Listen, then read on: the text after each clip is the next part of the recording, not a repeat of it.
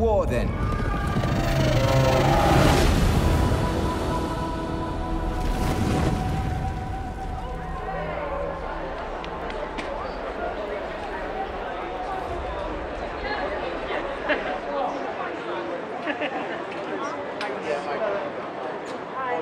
When you read the scripts for season 2 for the very first time, what were your thoughts? I think, yeah, reading the scripts for the first time, you recognise very early on that this is not television, this is HBO. Every episode is as big as any film out there, and as an actor you can either be intimidated by that or you can embrace it. And I feel like as a collective we kind of embraced it. It's such a phenomenal show to be a part of, and everyone involved, it means the world to me. That sense of collaboration, it's one of the best parts of it. I was actually very excited because it shows another side of my character. In fact, I think about 5 or 6 of the characters show a softer side, well, a more vulnerable side. And I like that because for most of season 1, my character is very much like this and this and this until near the end. And so to see him having to react to the loss of his grandchild, his legacy, fighting to keep hold of his relationship, all of those things were very interesting for me to explore. Oh, I was really excited. It was a real page-turner. Not just for my role, but for everything. And I really liked the challenges that my character was facing this season. It was a lot more meat on the bone and lots more opportunity to really play. Whoa, just super shocked, you know, just excited to get back on the bandwagon and do this for all the fans. You know, they've been waiting long enough. Let's start it. Okay. Well, in the first season, he just sort of got not lucky, but you just sort of saw him after he'd done a load of horrible things. This season, you see him having to like really work at it, having to really struggle, and things don't go his way, and the board keeps changing, and he has to change with it. So he's much more in much more danger this season. We sort of start this season. Everyone is in a state of very strange grief. And Daemon, I think the way he I don't think actually what they just need is a bit of group therapy.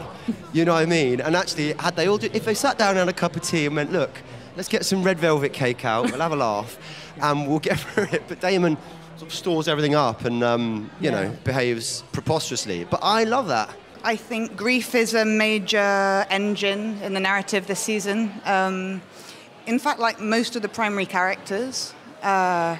Are in some state of quite pronounced grief, and I think what's so smart about the thing that Ryan and Sarah and the team have created is that, like, you know, grief has such varied symptoms. It expresses itself in such a number of strange and unexpected ways that not only does it like affect one's understanding of oneself, but it can also make the people around you unfamiliar. And because the whole family, the whole household is in mourning, sort of both sides of the divide, you have a load of people trying to navigate their family who sort of appear like foreigners or strangers.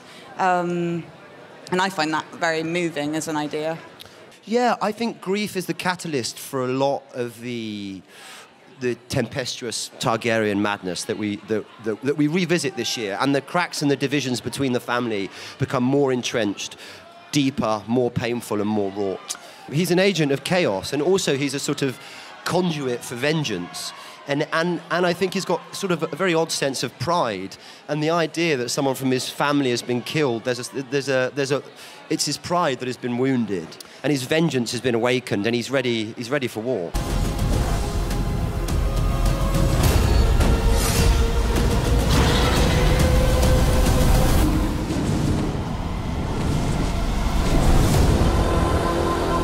What was maybe the most remarkable and also the most challenging stuff you had to do in season 2? There is a scene where I essentially have a conversation with Corlys.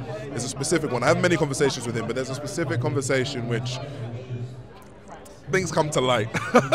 And I think that was a lot. That was really good. But I had, Steve is an incredible actor to work opposite of.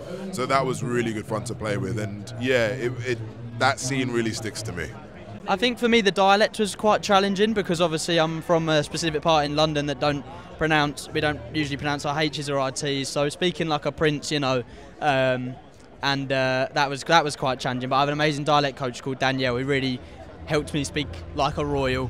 And yeah, no, my favourite bits from season 2 you know, going on location is, I always say it's like kind of like a school trip.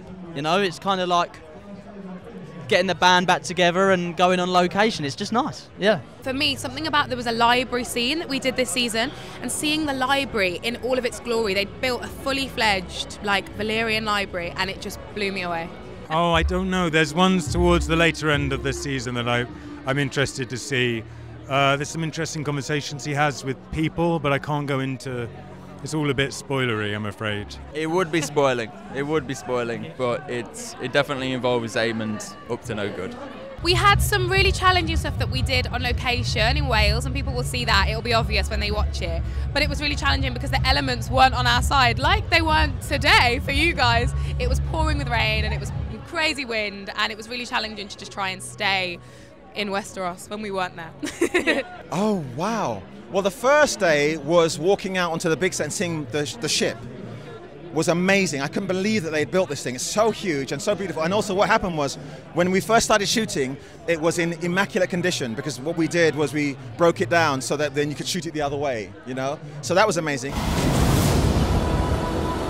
What can I imagine? Like, what was a typical day on set for your life? Oh man, it's getting up early in the morning, shaving the head, getting those scars on, putting that costume on, and then getting on set, and you're literally standing on this pier, which they've built this ship from like scratch, and doing a hell of a lot of like scene work, just working with the actors, laughing, thinking what you're gonna have for lunch, and kind of going on from that front. It was, I mean, like, the days were long, but they were good. They were good long, man. And do you remember like some funny moments from set? The most funny thing that happened to you on set? Yeah, every day is like a giggle on this set, but I think the one that sticks in my head is the day that Harry Collett got in a bin just to make me laugh. That was a really funny day on set. Well, I can't take the credit. I have to say, they are brilliant. I didn't see this year.